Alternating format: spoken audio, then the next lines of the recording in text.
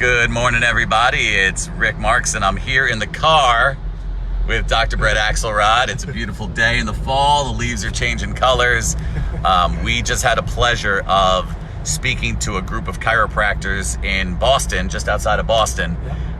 17 young chiros, hungry, in the game, asking great questions, proud of being chiropractors. And as you know, Brett and I from the ChiroDestiny concept is there's nothing we wouldn't do to help another chiropractor. We had a blast. And some of the concept is we went around the room to these docs. Look at my little angle here. You can see both of us. We asked, can't turn my phone. So I'm going to do that. That's right, no worries. So we asked them what their biggest challenge was in practice. And basically, almost unanimously across the board, they said their biggest challenge was confronting, is telling patients what the doctor knew that they needed to tell the patient, but they didn't have the skill set to confront, to communicate, and it created a challenge for them. So Brett, why don't you tell them a little bit about how we handled it? Well, as you said, we went around the room, and a lot of what came up was if they're making recommendations, and the recommendations weren't even strong enough anyway, but if people were canceling or no-showing or not complying with the recommendations, how can they confront them, and what's the best way to do that? And we asked them, well, what seems to be the issue? And a lot of people lacked certainty and belief and confidence in terms of what they were recommending in the first place.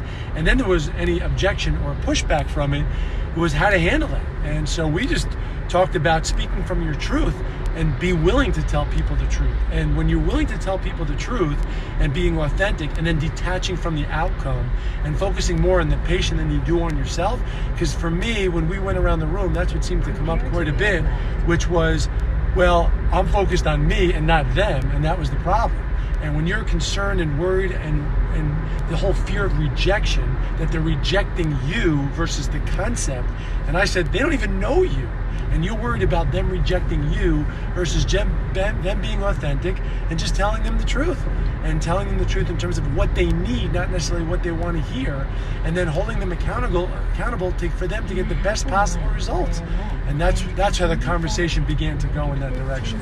Right, so if you take it from the fear of rejection, that really is more about you caring about how you sound or about how you're going to be perceived. And that's not really what it's all about.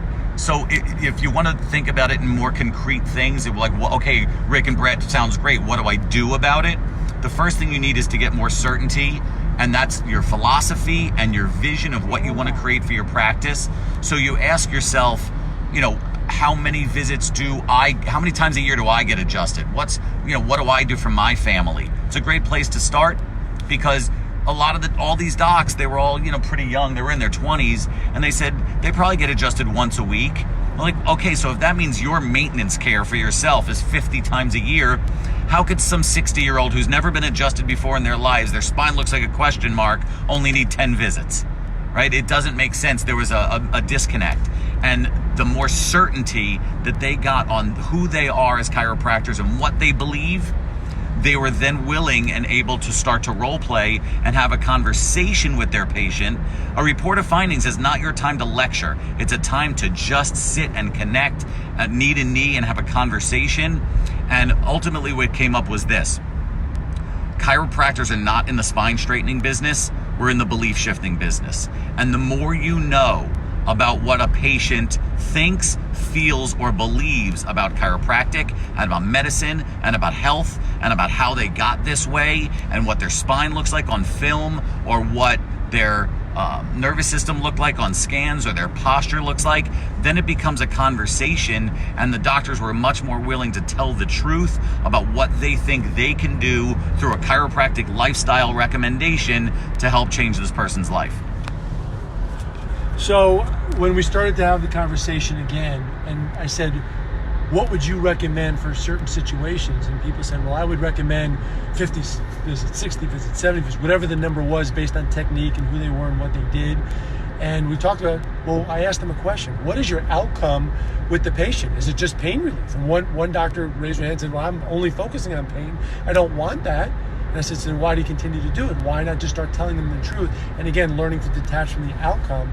And when we started to role play that a little bit more, and it started to get easier, they started to feel better about it. And then once you're willing to detach from the outcome and not take it personally and just tell them what the patient needed, all of a sudden the practitioners felt better about themselves.